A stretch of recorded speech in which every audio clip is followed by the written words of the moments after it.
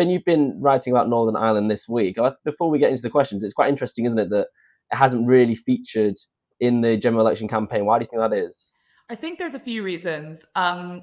There's a kind of broader endemic reason, which is about general attitudes on the mainland to Northern Ireland, a kind of dismissal, inability to comprehend the place, the kind of general sensibilities of Northern Ireland. I think, especially it's kind of like divisions along sectarian lines, I think are quite complicated and confusing to people from the outside. So I think the place is kind of intimidating to talk about. I think there's a more specific electoral reason as well that is less to do with kind of big existential questions. And that's the fact that the Westminster elections in Northern Ireland are very predictable. Labour doesn't field any candidates there. The Conservatives do field candidates there, but not kind of not really in spirit. They don't really put any effort into it. Northern Ireland has its own parties, nominally mainly Sinn Fein and the DUP, and then there's a few other smaller parties. And voting in Westminster elections in Northern Ireland happens along those old tribal lines, nationalist, unionist, sectarian lines.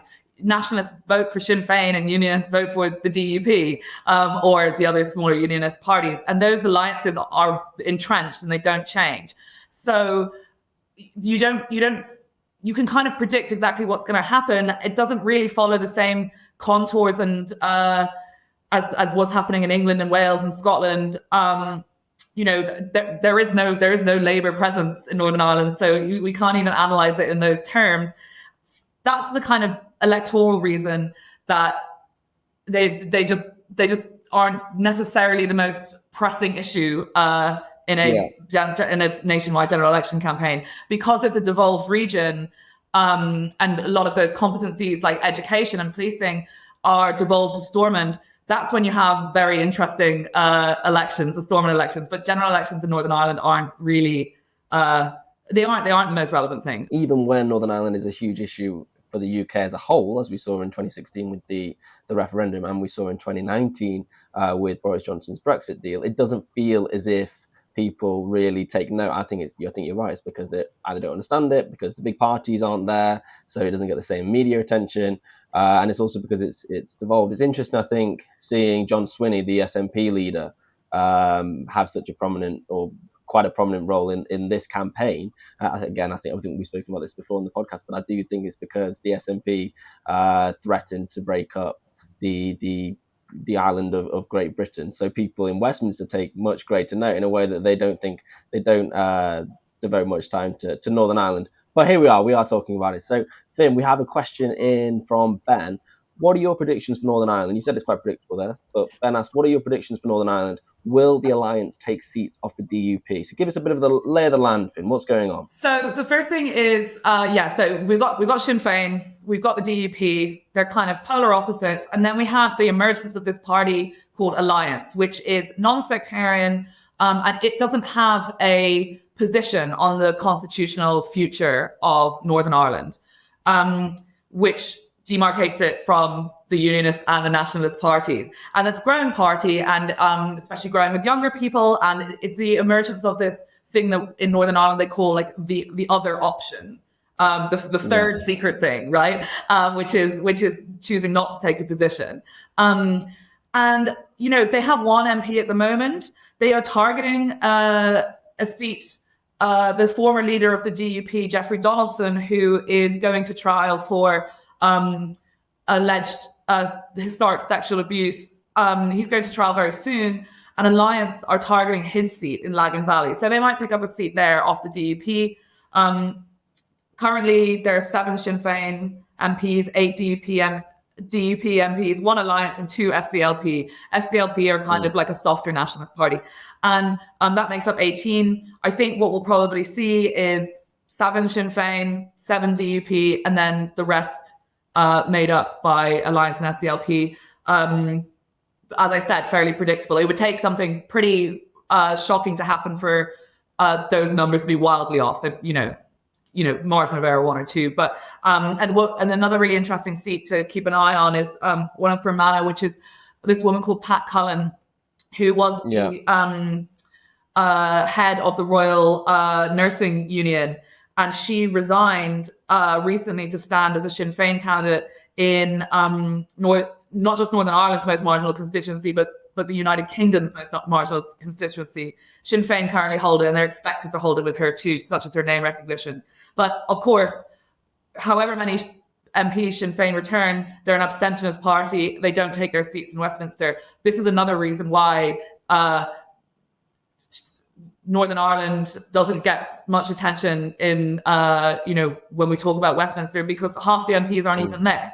And, for all their kind of flimsy notions to the contrary, Sinn Fein really don't have any say on what's going on. They have no influence at all because they're just not present. So that's the big picture.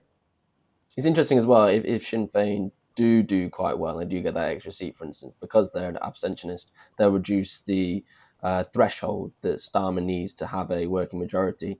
Obviously, everyone thinks he's going to have this huge landslide, but we don't yet know that. So that could matter further down the line. And we can't forget that it wasn't until very, very recently that Northern Irish MPs were incredibly pivotal and influential in UK politics. They held up Theresa May's government from 2017 to 2019, and they were truculent, and they kind of held her to ransom over Brexit.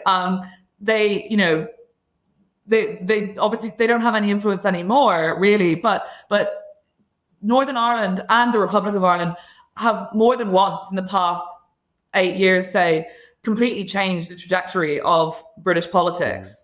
And just because it doesn't feel immediately urgent to Westminster, to Keir Starmer, to a Labour campaign machine, it doesn't mean that it doesn't mean that it's irrelevant, right? It can influence Westminster in very serious ways. So, Finn, which question did you choose? So I picked a question from Freya, and she has said, "Hi guys, love the pod. My question is about Keir Starmer's personal poll ratings. Firstly, how does he compare to previous leaders of the opposition who went on to win? Secondly, does the public opinion usually increase upon elections, or does it start to decline quite fast?" She said, "Our opinions of previous prime ministers are so shaped by their whole legacy, but what does the data say about their early years? Seems to me like although more popular than Sunak, Starmer isn't that popular, but could this actually be an advantage in our cynical political times, as he might be more likely to exceed expectations rather than let people down?" What do you think about that, Freddie? It's interesting if you look at Keir Starmer's ratings a year into his leadership. So back in 2020-21, he was actually doing quite well. I think it's in part because we had COVID and lockdown and not many people knew him, but he was more popular than Jeremy Corbyn and Ed Miliband were at the same point into their leadership. That's no longer the case. Keir Starmer is suffering. He's still relatively popular, but I think that's just simply he's the least unpopular politician that we have. Sunak's ratings have absolutely plummeted. When there was one point, I think back in 21 when he was Chancellor, he was the most popular politician in the UK. That's obviously no longer the case. But Keir Starmer, he's not doing well at all. He's got I was just looking at the data this morning. 35% of Britons have a favourable view of him. 53% have a negative view of him, which gives him overall this a minus 18 rating. That's slightly up from February, but it's not very high. But the other point is, as we've seen over the past 4 years, is that as soon as he gets into government, I think he will struggle. We've already spoken about the challenges that Labour will face. They've got a huge amount to fix, but also the expectations, I think, will be quite high because there will be a change of government and people want something for their vote. And if he can't deliver that, and I'm sceptical about whether he can, but we can talk about that, then it'll get even worse. The kind of existential anxiety for Labour at the moment, and this is something that people were talking about very, very early on in the campaign, was that they'll walk into number 10, but there's every chance that pretty quickly they become a very unpopular government. They'll have such a large majority that might not matter, but you see this in big shifts in politics all the time, that parties that position themselves as the change candidate, if people don't feel that change quickly, the electorate are impatient people. If they don't feel that change quickly, that's when fortunes can shift quite rapidly. Labour, when you speak to them, have been quite clear that they're going to keep campaigning. they sort of won't forget that there's another election back in 29. So I do think that they will take note of these things. I mean, Keir Starmer keeps saying how he hates Westminster and he wants to move away from the sort of short-term sticking plaster politics that he speaks about all the time. But it seems as if, or it sounds as if, given the reporting and some of the conversations that I've had, that won't be the case. They'll be extremely conscious about the fact that they've got a much more volatile electorate now, about the fact that they need to deliver, as you said, Finn. So I don't think the polls are suddenly going to disappear from their minds. They'll be following them every day, which is a shame. Maybe I think we'll come on to that in a minute. Okay, we've got another question. We've got another question from Joe. I don't remember an election when debating politicians have shouted over each other so much. Is this populism, Americanization, and how does it reflect on our political culture? What do you think, Finn? There's a few things going on here. First of all, that question makes me think straight away about Keir Starmer and Rishi Sunak's personalities. They're not particularly, they don't strike me as particularly combative people. Yet you're right, they are very combative in the debates. A lot of that is just to do with the formula of TV debates. They encourage conflict, they encourage conflagration. And then there's also this increasing, on the Americanization point, there is this increasing sense of these politicians styling themselves as almost like presidential candidates. I remember that's the way people spoke about Rishi Sunak when he was running to be leader of the Conservative Party, and his early tenure as a Conservative Party was like President Rishi. And so that kind of personality politics encourages this kind of combative nature. I would also say, the Americanization of our media. We do import certain American tropes, like the flashy TV debate is one of them.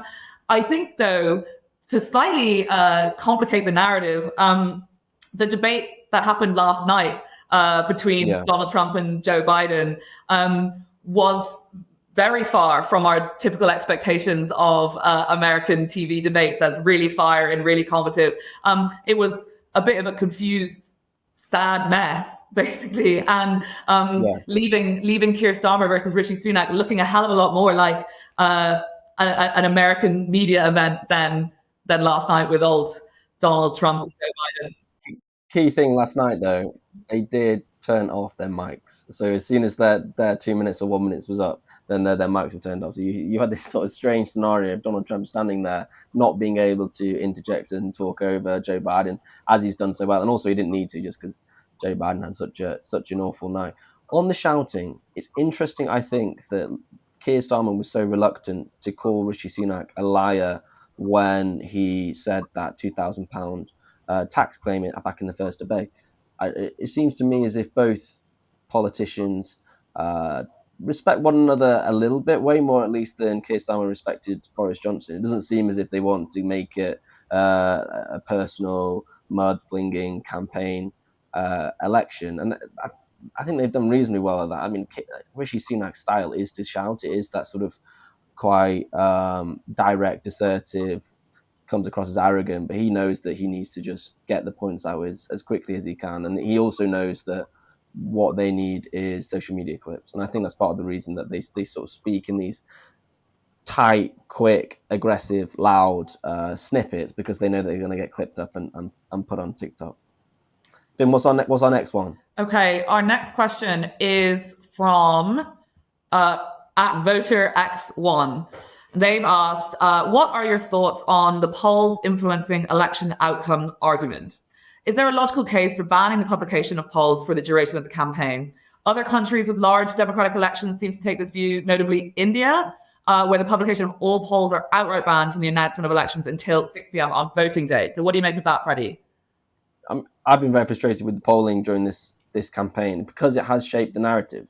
It shaped the narrative. It dominates the commentariat. It's what we spend all of our time talking about. But that means that we're not talking about the policies. It means that we're just talking about a Labour supermajority or the collapse of the Tories or what comes next, the leadership contest. We're not talking about the NHS, HS2, the roads, potholes, quantitative easing, whatever it might be. We're not doing that. And I think that's in part because of the polling. It makes it into a two-horse race. But the broader point, I think, is that it influences voters' behaviour. We saw that with the supermajority talk. Tories, and I've had a couple of Labour people say they think it's cut through to some extent. And that means that people are going to vote in a certain way just because of the polls, not because of what they think, but because they don't want Labour to get a huge majority, which hasn't yet happened. It's only because the polls say that's going to happen. So I do think there's a bit of a democratic deficit there. It would just be so much nicer to talk about real things rather than polling all the time. But then, if you want to ban it, how do you ban that? I mean, you could make it part of PERDA rules in the same way that the civil service has to sort of shut down during an election campaign. But I think it would never happen in America just because it's a free speech issue. But maybe we could do it. What do you think, Finn? Yeah, I mean, I think one of the other reasons why this has been such a policy light election campaign is, it's kind of circular, but is the fact that Labour are polling so highly, is the fact that Labour are going to walk it, is the fact that because of this kind of like very, very comfortable route to number 10, Labour are being incredibly cautious. And sometimes you don't want to get into the weeds of your policy lest someone picks a hole in it and finds out that it doesn't really work. So therefore, it becomes a self-fulfilling prophecy. They don't talk about policy because they're polling so well. And then all we're doing is talking about polling, and it reinforces itself. So I think that's a big problem, and I think it allows, especially in this election, it's allowed manifestos to go rather untested and rather unscrutinized, and that is, again, that's another kind of aspect of democratic deficit, I think. So yeah, I agree that polling is it's complicated, but as you say, it's a free speech issue, banning it. So I don't know what to do. I don't have the answers. There'd be more tension, right? There'd be more tension about the result. We'd be much more excited. We wouldn't know what we'd do. I think activists would be more energized because they would know whether it's worth it or not. The other thing, though, is parties need to know which constituencies to campaign in. So I can imagine a situation, say you do ban it, where you let parties still have their private internal polling to do their MRPs, to find out which constituencies are vulnerable, which are marginals, etc., etc. So maybe that's a compromise.